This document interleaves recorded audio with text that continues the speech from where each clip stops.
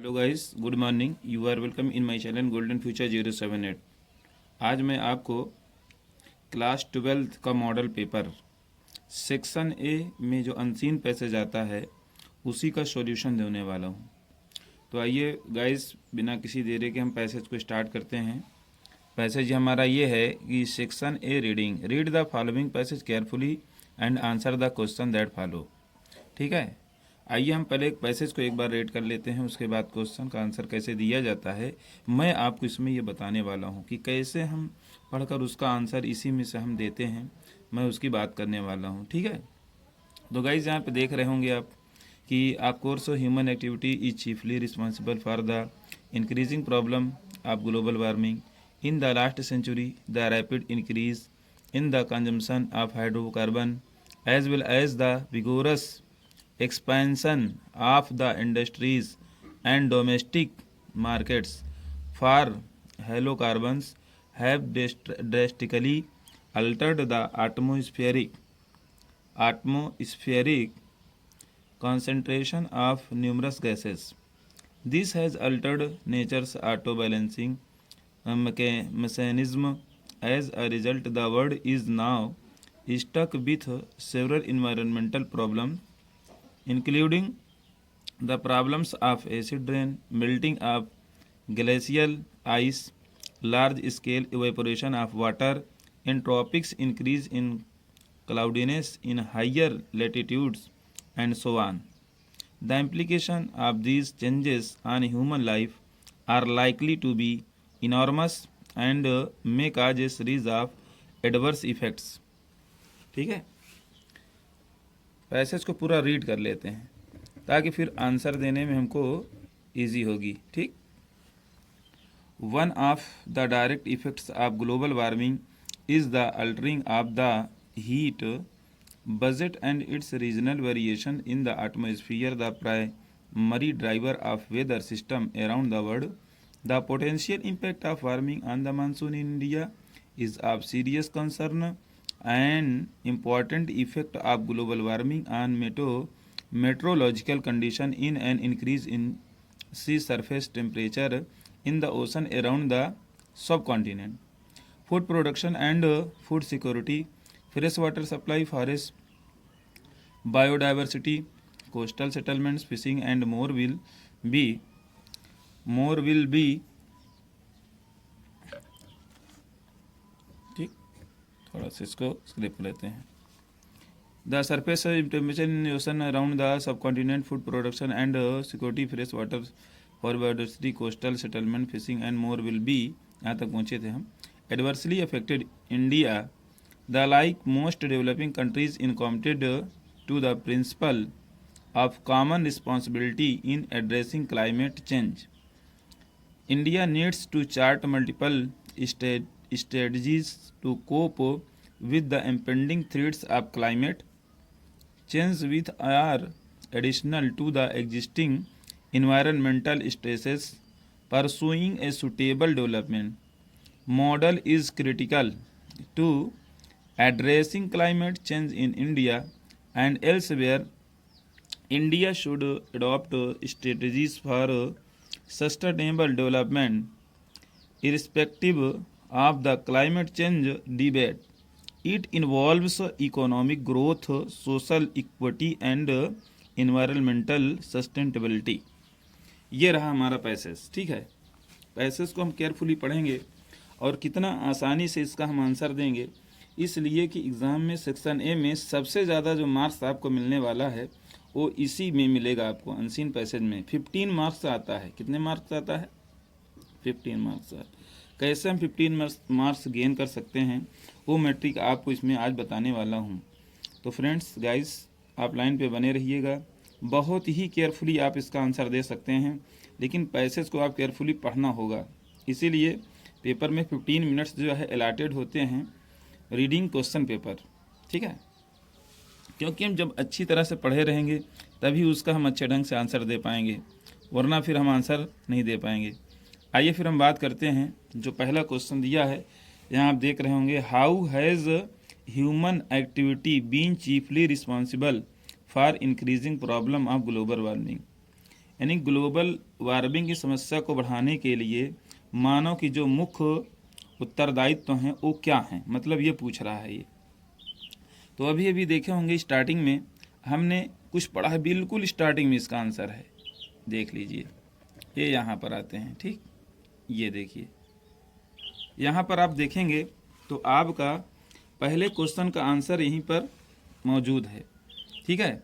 अगर आप चाहें तो अपने तरह से बना सकते हैं इसको, लेकिन अगर आपके अंदर वो क्वालिटी नहीं है बनाने की तो आप परेशान ना होएं, बहुत ही आसान तरीका मैं बताता हूँ।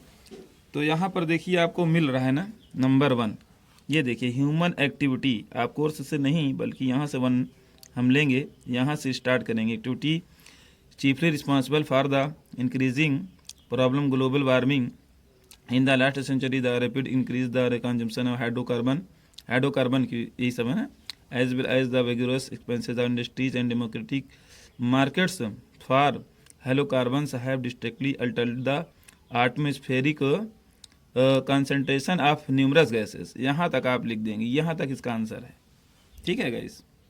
ज़रूरी नहीं कि इसका 2 लाइन 3 लाइन में दें, क्योंकि आपको लर्न तो करना नहीं है, आपको पूरा इसका आंसर देना है। तो यहाँ तक का ये पहला आंसर आपका हो रहा है जो क्वेश्चन पूछ रहा है, ठीक। अब उसके बाद आइए फिर बात करते हैं दूसरे क्वेश्चन की। और दूसरा क्वेश्चन क्या दिया है उसको देखते हैं। दूसरा क्वेश्चन कह रहा है व्हाट आर द प्रॉब्लम्स, यही है ना, what are the problems the world is facing due to global warming. Global warming की वजह से वर्ल्ड किसका सामना कर रहा है, ठीक है। आइए इसको हम देखते हैं, ये कहाँ पे मिलेगा, ये देखिए यहीं पर है, यहीं पर देखिए है, देखिए एज अ रिजल्ट, जिसके परिणाम स्वरूप ये द वर्ड लिखा है ना, यहीं से दूसरा है द वर्ड से, ये देखिए दूसरा आपका यहीं से है, यहीं दिख रहा है ना आपको, ये देखिए 2 नंबर आपका यहीं से स्टार्ट है, ठीक। ये दूसरा वाला जो है यहीं से स्टार्ट है। द वर्ड इज नाउ, यहाँ 2 नंबर में लिख दे रहा हूँ, 2 साफ साफ। The word is now stuck with the several environmental problem, यही प्रॉब्लम है ये देखिए। इतना करने के लिए आपको उसका 3 नंबर मिल जाएगा, इसका भी 3 नंबर मिल जाएगा।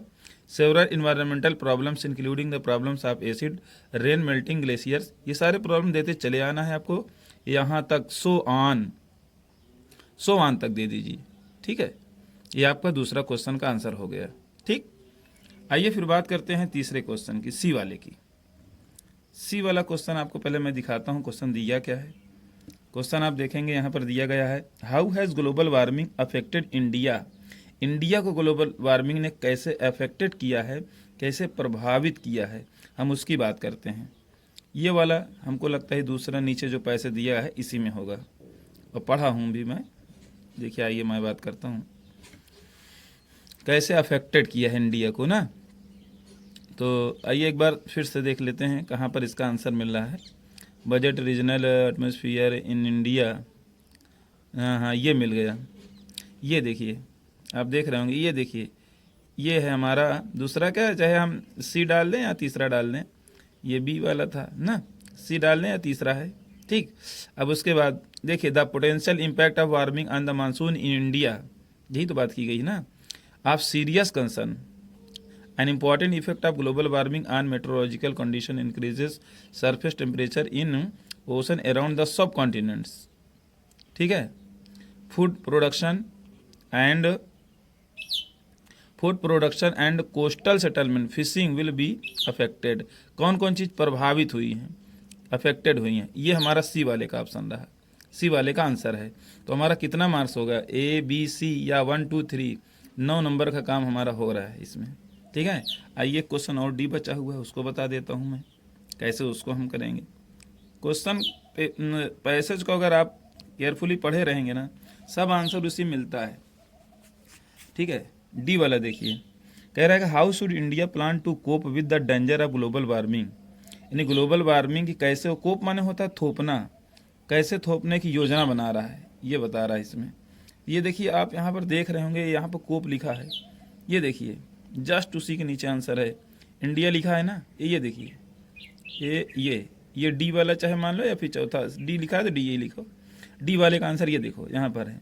India needs to chart multiple strategy to cope, ये देखिए मिला कि नहीं, with the impending threats of climate change which are redness to the existing environmental stresses. इसको थोड़ा रंग में ले लीजिए, कोई दिक्कत नहीं है, आपको लर्न तो करना नहीं है, खाली आंसर देना है ना। इतना मतलब लाइन लिख दीजिए कि मतलब उसका मीनिंग क्लियर हो जाए, क्योंकि आपको इसमें कोई कंजूसी तो करना नहीं है कि हाँ हमारे पास वर्ड नहीं है, आप लिख दीजिए उसको, आगे थोड़ा और बना दीजिए। Pursuing a sustainable development model is critical to addressing to the change in India and elsewhere. ठीक है, इंडिया शुड बी सस्टेनेबल, बस नहीं, ज़्यादा बड़ा भी नहीं होना चाहिए, यहाँ तक बहुत है। ठीक है, बस ये इसका आंसर हो गया। आइए फिर मैं उसकी बात करता हूँ। इसके नीचे ये देखिए आपका 12 नंबर तो हो जाता है, लेकिन जो 3 मार्क्स का होता है ये तो देखिए मिल जाते हैं ना, लेकिन ये जो होता है इसको बहुत ही केयरफुली का होता है, ये 1-1 नंबर का ही, लेकिन सबसे ज़्यादा टाइपिकल जो होता है वो यही होता है। टाइपिकल यही है कि जैसे द अपोजिट पूछता है तो कभी कभी पैसे से भी देना पड़ता है, कभी कभी हमको अलग से भी देना पड़ जाता है। ये चीज़ हमें नॉलेज होनी चाहिए, इसका बढ़िया नॉलेज होगा तभी आप बता पाएंगे। इसमें का तो आंसर मिल जाता है, इसमें आप सेलेक्ट कर सकते हैं पढ़कर, पैसेज को केयरफुली रीड किए रहेंगे तो आसानी से कर लेंगे आप। तो आइए ई वाले मैं बताता हूँ, the opposite of enormous. Enormous माने होता है विशाल या बड़ा। अब यहाँ पर मैं इसकी अपोजिट बताना है तो मैं आपको बताता हूँ, जैसे टाइनी, टाइनी माने छोटा, विशाल का छोटा मिल रहा है, रॉटन मैंने सड़ा हुआ, लार्ज मैंने बड़ा, क्योंकि लार्ज लार्ज इनॉर्मस मैंने बड़ा, ये तो सिनोनिम हुआ।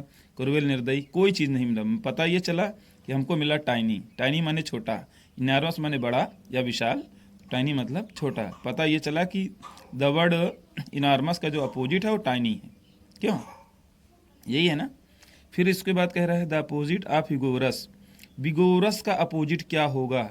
विगोरस माने होता है शक्तिशाली।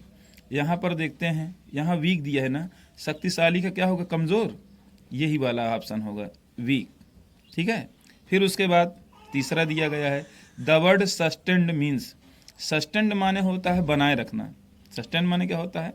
कोई स्तर बनाए रखना, लेवल बनाए रखना, वो होता है इसकी मीनिंग। तो यहाँ पर मेंटेन लिखा है ना शायद, यह स्पेल माने खराब करना, सस्टेन माने तो बनाए रखना होता है, ये तो उल्टा हो गया, क्योंकि यहाँ मीनिंग पूछ रहा है, मीन्स मतलब मीनिंग देना है, अपोजिट होता तो ये सब होते। तो ये मीन्स पूछ रहा है तो इसकी मीनिंग ये होगी मेंटेन। क्या होगी? मेंटेन में हम टिक लगा लेंगे, लेकिन अपने क्वेश्चन पेपर में क्या करेंगे, उसको हम लिखेंगे। फिर ई का बी वाला सही है क्या सही है वो हमको देना होता है।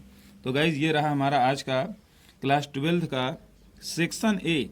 15 मार्क्स जो आता है, 15 नंबर, सबसे ज़्यादा मार्क्स आपको इसी में मिलना है सेक्शन ए में।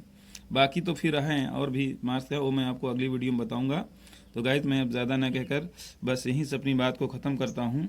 नेक्स्ट टाइम फिर मैं आपको या तो इसके आगे या तो फिर दूसरा पैसे दूंगा, आप इसको केयरफुली पढ़ें, आपके एग्ज़ाम के लिए काफ़ी हेल्पफुल चीज़ है। और जैसे भी हो आप कमेंट में हमें ज़रूर करके बताएं। और हमारे चैनल को अभी तक अगर आपने सब्सक्राइब नहीं किया, सब्सक्राइब ज़रूर कर दें। ये मान के चले कि आगे जो भी वीडियो होगी अब एग्ज़ाम रिलेटेड मॉडल पेपर ही मैं दूंगा, आप बिल्कुल इस पर केयरफुली रहें। Okay, thank you very much, good day to you, be happy.